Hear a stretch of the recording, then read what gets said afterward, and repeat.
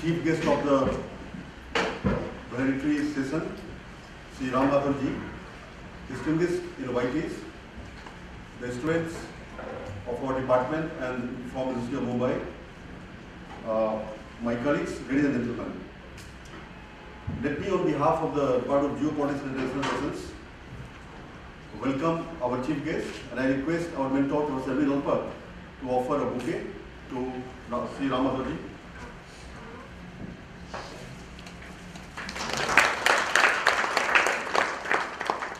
Let me acknowledge that we are very grateful to you for accepting our invitation and also sparing time. I know your busy schedule, and if you have given priority to us, we are really very grateful to you, because we have obviously been feeling very motivated from your presence, and obviously look forward to hearing your valedictory address. I will just, in a nutshell, will tell you about what we have done in the last 2 days, because it's very important for you to know. The very purpose for which we organized this 2-day seminar was to see how best we can have a roadmap for India's foreign policy orientations. And all the resource persons, all the distinguished invitees who really have contributed in the last 2 days have now given us certain understanding on the complex issues of India's foreign policy orientations. We have covered a wide ground.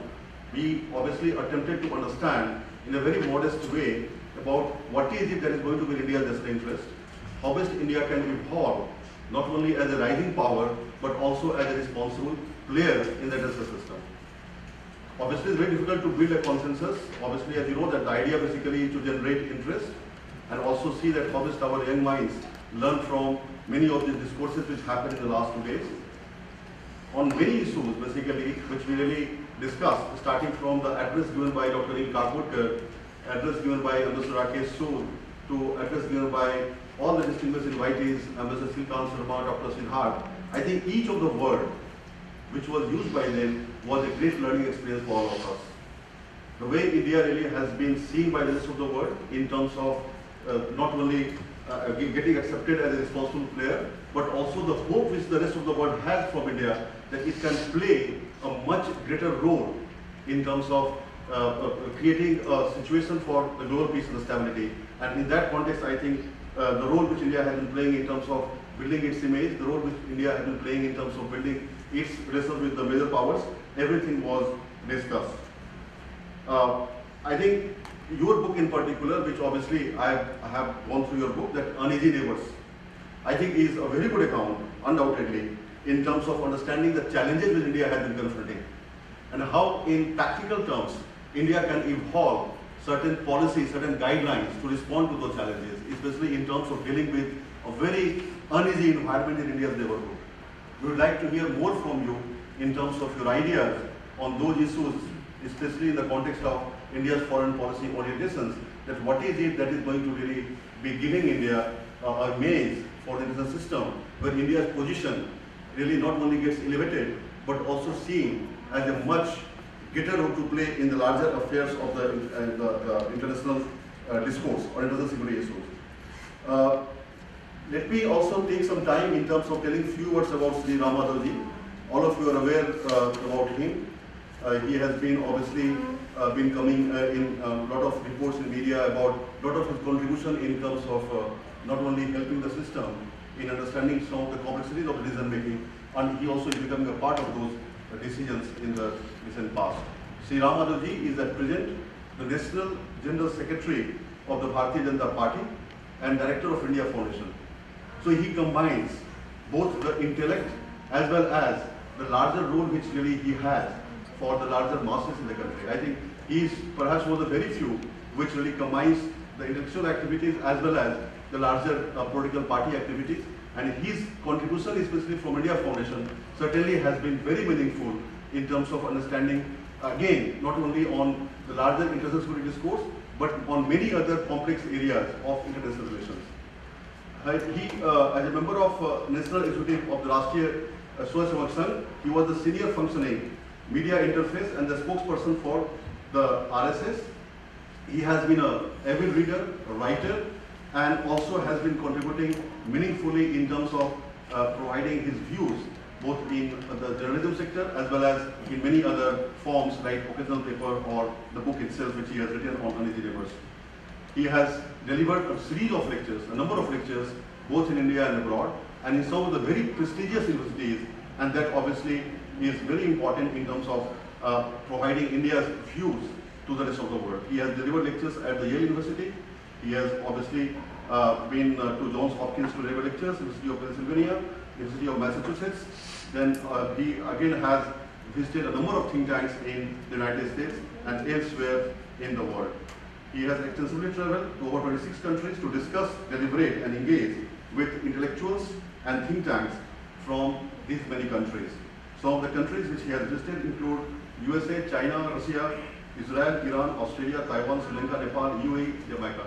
So again, he has a very rich experience in terms of understanding the views from elsewhere and also building some sort of an image how best he can really add value to the emerging India and also evolving a perspective which is India's perspective. I think, as you know, that many of these debates which are mostly Western driven, which really originates mostly in the United States, and how best one can understand from India's perspective.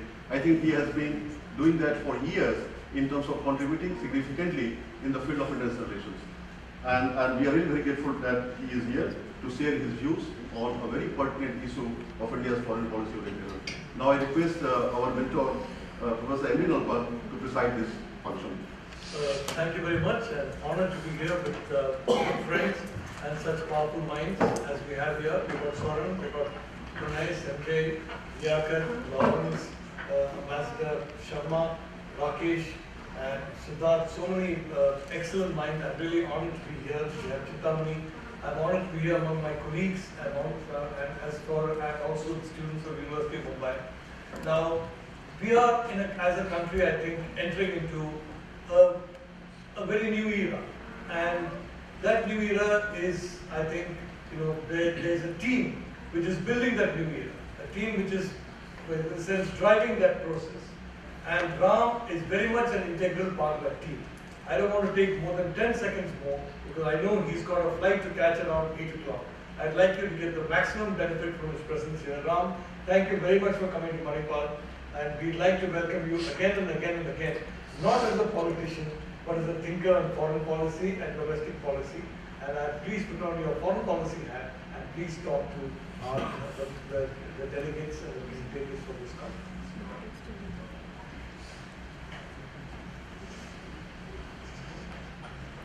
Thank you, Professor Nalpal, Professor Anil Kumar, and all the distinguished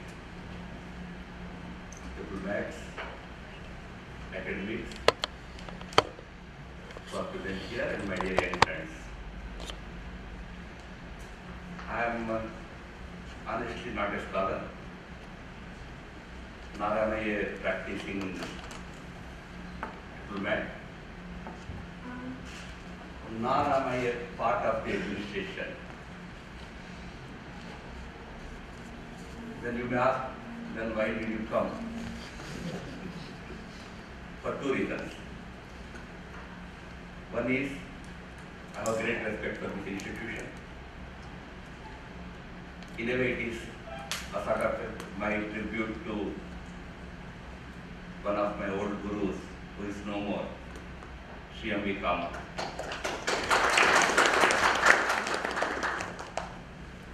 I used to meet him when he was 87 years young, 88 years young. I think that was my last meeting with him. He is not there today, but had he been alive today, I would have really loved to see the changes happening in the country. One is to pay my respects to the departed soul of Shri Ram. The other is, of course, although I am not a scholar, I am not a diplomat, but it's a very dear subject to me. Like many of you, I am also a student of international relations. I continue to be a student, and I love to continue to be a student, because there is so much happening that probably every day teaches us many new things about diplomacy, about strategic affairs, about international relations. So such occasions give us an opportunity to look into what is very new about it, what is fresh in this area. I would like to share some of my thoughts. It's mostly about contemporary issues, because I believe that international relations and diplomacy must be a contemporary subject only. It is not something about history. It's not something about romantics, that how great we were, how great the relationships were in 1950s. It's all about today and tomorrow. So I will talk about those things. I belong to the ruling party. We have certain views about India's diplomacy, India's foreign relations, which direction they should take now. Probably I will touch upon some of those aspects. But all of them, from the point of a person involved from a distance in these matters which are controlled by very powerful politico-diplomatic core. I have gone through the schedule of the last 2 days here. They have talked about many important topics, many important subjects, deliberations, very important speakers, very senior speakers. I would like to take you directly to what we see as the things that are ailing our foreign policy.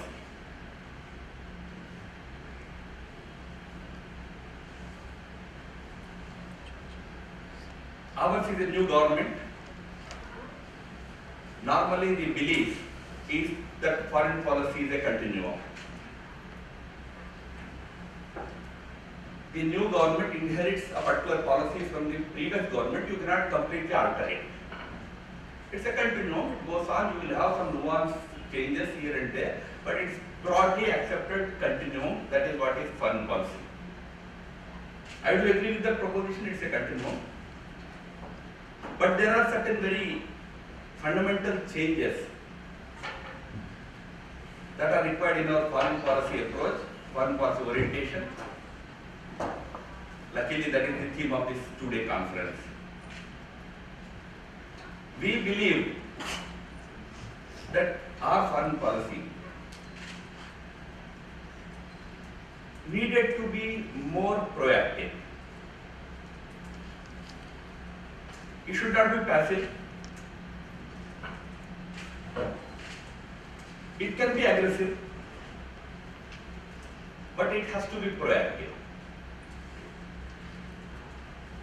What do we mean by proactive? You know, when Prime Minister Narendra Modi, he came to occupy that seat, many thought that, you know, because of the history of visa controversy and all, probably we will have very difficult relations with our so-called natural ally, USA. I have my own views about this whole business of natural allies. In diplomacy, there are no natural friends, there are no permanent friends, there are no permanent foes, there are only permanent interests. So this whole concept of natural ally is again a romantic concept. But nevertheless, it's an important partner with which we have had ups and downs in our relationships. Sometimes we were responsible for those relationships, for those downward slide of our relationships. I remember when Pandit Nehru visited USA in 1960. It was as though he was, a child is forced to go to a school which he doesn't want to go in the morning. You push him into the school. How he will sit in the classroom? He will sit like this. Throughout the visit, he sat like that. He was very unenthusiastic. There was a meeting, you would reach there 20 minutes late. There was a time when we were responsible for the downward slide of our relations. Probably for a reason. I am not saying Nehru should be blamed for that. Nehru had his own reasons for that kind of a behavior. But sometimes because of their reasons, because of their behavior, our relationships plummeted. Especially when Indira Gandhi became the Prime Minister, when Nixon was at the helm of affairs, when Kissinger was running State Department. Difficult relationship, to the extent they started abusing us. These things have happened. And we had difficult relations when Clinton was at the helm of affairs. We had best of relations when Bush took over. We had difficulty in the first few years of Obama's leadership. Relationship has slowed down. Then Prime Minister Modi, he became the leader of our country. He had that history of conflict between him as Chief Minister and the American State Department.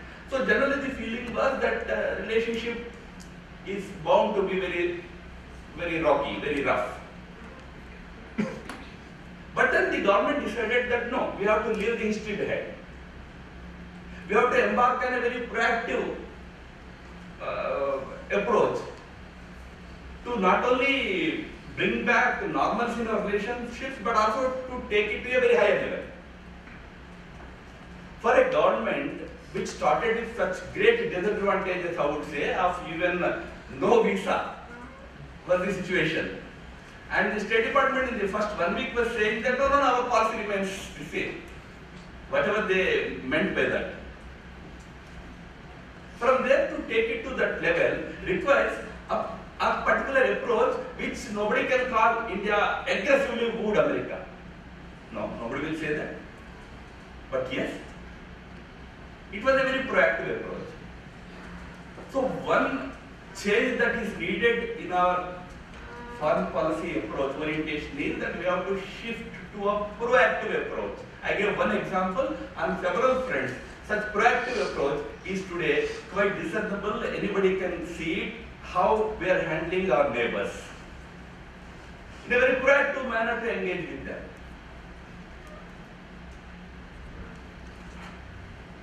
So one shift that is needed that we felt was this shift, which we are trying to put in place. The second thing is, in the name of continuum, we many times become status quoist. Continuum is a euphemism. It's a continuum. You can't just change it. But in the end, what you are doing is you are becoming a status quoist. Now I tell you an example. If Indian Prime Minister were to go and meet Prime Minister of Israel, the policy of our foreign office has been that for you, Palestine and Israel have to be treated on par, equally. So if you have any plans to meet with Mr. Netanyahu, you also should meet with Mr. Abbas. This is what is called continuum, but it is also status quo. Why should it be that way? Why not India meet with Netanyahu separately and meet with Abbas separately? And maybe we meet with Abbas, we will never meet with Netanyahu for 1 year. Why can't it be that way? So foreign policy should be a dynamic thing. That's where I say that this whole romanticism about certain foreign policy goes. We created 10 types of forums in the world. We created, long ago there was this non-aligned movement. It died its natural death. What service had it rendered to India, I still don't understand. But then, it was a platform for people to come, meet, talk about things that never mattered to anybody. When we faced the real problem with China, nobody was there to stand up with us. This great NAM alliance. Then we created a number of international institutions. Then you get stuck in them. Now, we created BRICS. There is one RIC in BRICS. You know that, I think. RIC is Russia, India, China. BRICS is add Brazil and South Africa. Now, tomorrow RIC is meeting. Few months ago, BRICS met. Why is BRICS meeting? Why is RIC meeting? Why is G8? Why is big 27 countries South cooperation? Why is G20 again? So Prime Minister gave a call at the United Nations that why not G200? Why this G20, G8, then BRICS, then SAARC, then ASEAN? No, it's an ASEAN.